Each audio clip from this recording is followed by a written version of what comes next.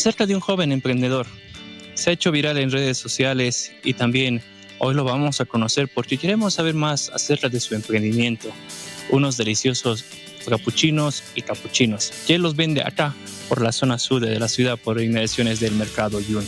Este mueble que están viendo acá lo armaron con cosas recicladas en sí.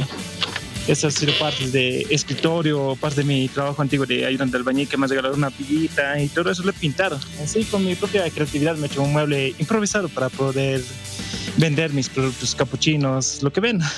Más que todo la necesidad, porque hoy en día, como todo está caro, tienes que trabajar de algo sí o sí. Yo en lo personal estaba buscando algo novedoso para vender a las personas. ¿Cómo lo utilizas tú para hacer tu capuchino? Este es a muchas personas como en modo de risa.